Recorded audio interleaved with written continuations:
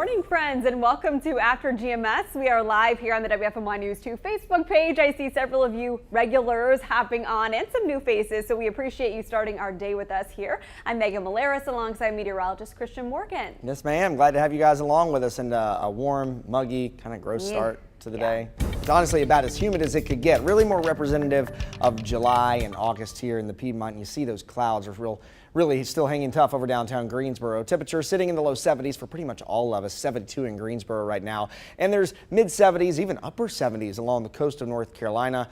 But the big deal is the humidity, right? It's not the heat, it's the humidity. We say that all the time in the summer here in North Carolina. And notice it's much more humid, even in the mid and upper 70s for dew points along the coast of North Carolina. It's still really muggy here with dew points in the 70s. But back to the west, in the foothills and mountains, it's a little less humid, and it makes sense because of all of our air is coming in off of the ocean. We have this high pressure and control of our weather really centered over the island of Bermuda. So what that does is really act as a heat and humidity pump for us and brings in all of our air off of the ocean. The ocean, of course, is a humid place, so it would make sense that our air here at home is also muggy, and you couple that humidity with the daytime heating, and we're really going to run a chance for some pop-up showers and thunderstorms, not only today, but each afternoon for the upcoming week. It's very much a summer-like weather pattern setting up. Now notice on the radar, not too much happening right now. A few sprinkles, light showers back out to the west in the foothills, and zooming out on a wider view, it's just really not that busy yet. But as we go through the morning hours, a sprinkle, stray shower, not out of the question. Now, the afternoon is going to be a lot like your Sunday was with some of these scattered pop-up thunderstorms, and they'll be very hit or miss. Not everybody's going to get one, but a couple of them could be a little bumpy with some loud thunder and maybe some lightning. But once we lose the daytime heating, the sunshine starts to go down. All of that thunderstorm activity will come to an end. Just in a general risk for thunderstorms today, not expecting anything to be severe. So here's the plan. Mostly cloudy skies this morning. Not to say you couldn't get a few peaks of sunshine from time to time, but the clouds will mostly rule the sky with an isolated shower possible. And then watching the afternoon, especially if you're outdoors or doing anything outside, you might want to pay extra attention to that News 2 radar app just in case. With the extra cloud cover, I expect that to hold our temperatures down a little bit more from the past couple days. Low 80s today instead of upper 80s where we've been over the weekend. Tonight, warm and muggy temperatures dropping down into the upper 60s to near 70 degrees, and summertime is taking hold across the Piedmont. Warm and muggy over the next 7 days. We'll actually get close to 90 by the middle of the week. And I'll say this, even though we're running that chance for a 30 to 40% chance of showers and thunderstorms each afternoon, it will not be widespread. But if you haven't gotten beneficial rainfall yet, you may get a chance at that this week. Let's get to our first trending conversation this morning. Already several of you are weighing in on this. Like we've mentioned, warmer weather is here and here to stay. An indication it won't be long until the official start of summer. Last summer looked and felt differently around the world as people isolated at home and travel numbers fell to record lows. But just a couple weeks ago, TSA reported about 1.6 million people passed through checkpoints, the most since March of 2020. Those numbers are expected to climb with COVID restrictions loosening nationwide this summer. So what are some things you're looking forward to accomplishing this summer? Do you have a goal of traveling more, maybe getting in shape, focusing on self-care? You can join the conversation by dropping a comment here on our live feed. A couple of people left comments on my Facebook page already. Jimmy Monroe said he or she's looking forward to swimming with grandchildren this summer and started off this weekend at Jellystone Park with them. So fun. Mikkel has one for this summer, losing quarantine weight. Gerald said he's planning his 55th birthday celebration with the theme as what God has done for me all my life. Mark said he plans to be in a position to leave his full-time job and make his part-time work wood business a full-time business. That's awesome. And Janice said she just had total knee replacement last Tuesday and her goal is to go on vacation with her husband and walk free of pain without a cane or walker. Janice, we are wishing you a speedy recovery. Absolutely. Hopefully you can meet that goal. Already some folks weighing in on this, so I'll give you a few more moments while we share our summer goals. I had to think a little bit about this because so much has happened in the past year. You know, I feel like I'm just getting comfortable, you know, starting to plan things, Right. have a couple trips coming up. I would say my main goal this summer is to take my son, who's now 17 months old, out to more places and experience all the fun there is to offer in Greensboro. I've lately, now that it seems to me it's a little bit safer with the vaccines and what have you, to take him out to new places, and he's really thriving socially. And so I look forward to continuing that. You know, you've heard about these pandemic babies born either right before or during the pandemic, and they haven't had a lot of life experiences because it hasn't been safe to take them out many places. So now I'm excited to start doing that. I've already seen a change, and so looking forward to more adventures. That's right. Get him out, social interaction. That's great. You know, the past year, like you mentioned, it's been crazy. We haven't been able to get out and do things. And this is going to sound really cliche, but I was at a point right before the pandemic where I thought that I was in pretty good shape. You know, I felt good about it. I was going to the gym, and, you know, I felt good about what I was doing, and then kind of fell off the wagon when the gyms and that kind of thing closed. So my goal is to kind of get back into more of a routine of either walking or jogging or running, a couple days a week, and then going to the gym a couple days a week too. But just getting out, you know, and doing some more of that social interaction stuff. You know, live music starting to come back, so my band's starting to play again, so that's good news, and so that's always something to look forward to as well. I'm excited to hear your band play this summer. Live music in general, it's so a good exciting. thing. And I will say, I have talked to Eric Chilton off camera several times, and we may end up putting something together, the both of us. So we'll see. We'll see. Oh, that is a tease. Just we leave that out. cannot wait for that. Okay. Yes, absolutely. So excited. Okay, I think we had a comment come in via text. Angela said, I have 5 weeks and 2 vacations all before August 31st. 3 5Ks. I'm sorry, I misread that. 3 5K races, I'm assuming, and 2 vacations all before August 31st. Angela, that is awesome. Sounds like I need to train with Angela. Yes. Oh man, you go, girl. I love that goal. Okay, so we have some comments coming in here. Let me start with Jason, whose summer goal is to stay as cool as possible. Heather doesn't have any summer goals, just going to enjoy the summer. Let's see. Bobby's going to continue working out and ride his bike. We heard from William, who wants to learn to scuba dive this summer. Wow. That's an awesome goal. And then let's see, Walter wants to get a sidewalk fixed as well. Carl said he just does not like hot weather. He's a December baby. Joanne is traveling to her old Kentucky home to see many old friends. And yeah, Lakia just wants some toddler-friendly destinations to spend time with her grandkids. We can brainstorm. Okay, that sounds fun. Yes. Awesome. That's great. I've got a buddy whose new goal in the summer and kind of post-pandemic is to really get into skydiving, and he wants to become a skydiving trainer or training. Way beyond me. Sounds exciting, but I don't know if I trust myself yet. Okay, that is the one thing that I think I would be okay never doing is skydiving. I don't mind heights. I love roller coasters, but that's just not something that thrills me. It's the just jumping out of the plane and the free falling that really just. Why? But some people really love it. They love the thrill and the feeling like you're flying and the weightlessness. So I'm sure it's really cool. I don't think I could get out of the plane. It seems to be very much an adrenaline rush. He did it for the first time and was nervous, and now he's kind of hooked on it. So I think that's his new hobby. No way. All right, so we have a fun second conversation coming up. Do you remember the last VHS tape you watched?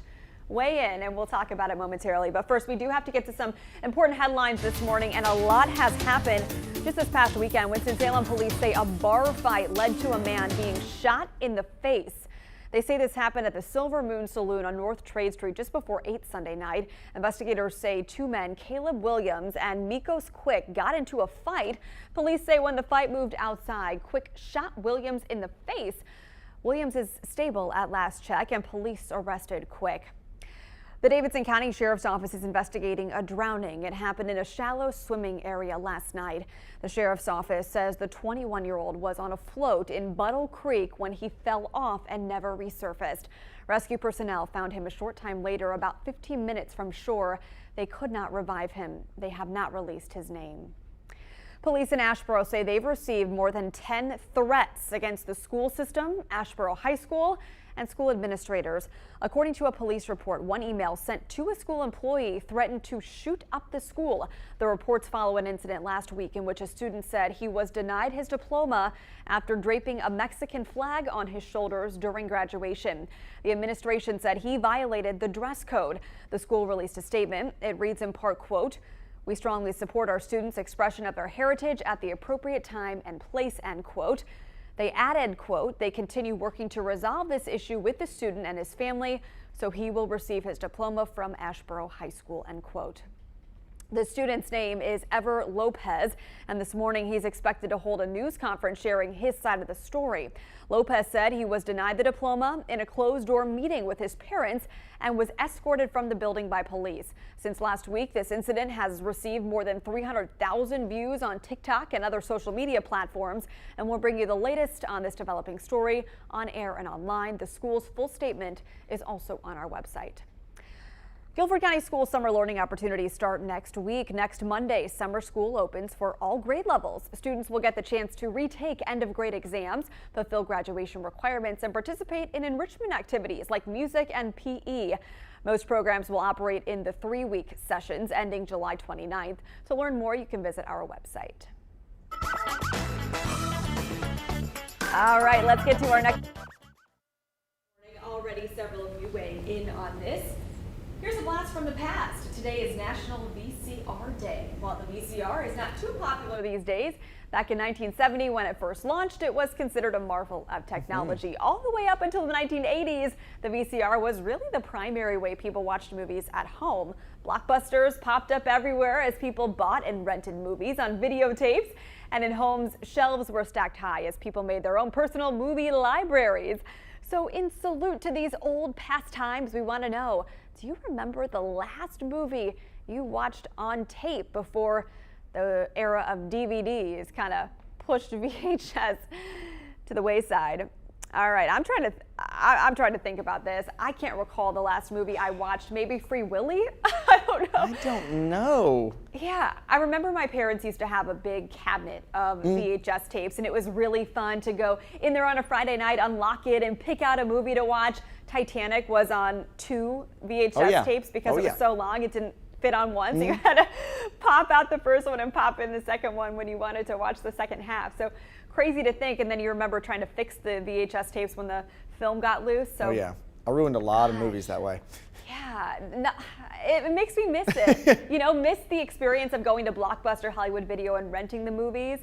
It was just, it was a cool thing to do. The fees for not rewinding the movie. Oh, if you did. Not rewinding, not returning. Not rewinding, not returning. You know, I'm trying to think because it was very much a gradual progression. You know, there wasn't like just one day where we flipped the switch and we're like, okay, we're tossing the videotapes in the trash and we're going to DVDs.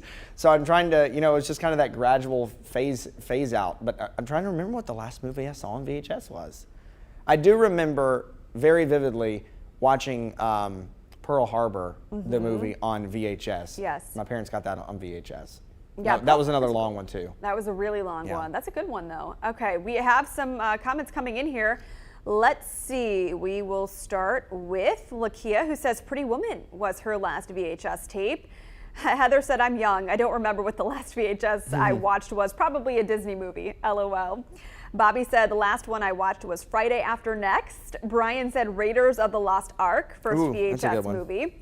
That's a good one. Let's see. Heather said her grandmother still has a few tapes from when the granddaughters were growing up. Haven't watched them in years. Brian said RoboCop. Carl said Space Jam with his son when he was a little boy, 1998, he thinks. And Joanne watched the movie Up, a favorite, and of course, The Sound of Music. Absolutely. That's a good one. That is a good one. Classics that have since been remade to DVDs and now the streaming services and such. I still have DVD players, and apparently people don't have those anymore either. I still have a CD player in my truck, and apparently people don't listen to those anymore either. No. Yeah, the CDs that get scratched because you put them in your console and not in the proper cases. Oh, man. Jason remembers the price of them if you didn't return them. It was probably a Disney movie for him. Brian owns the rare 5-minute trailer on 8mm of the first Star Wars. Wow. That's worth something, Brian. Wow. I want to hold on to that. Ty said Mrs. Doubtfire and Matilda. Oh, those are classics. And Debbie said they still have tons of VHS tapes. Her husband still watches them.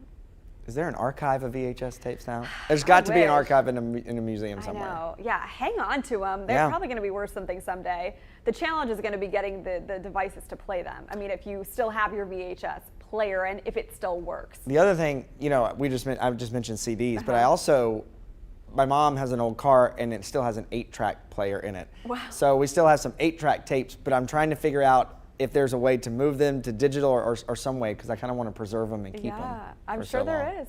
Oh, wow. This was a fun discussion. Oh, man.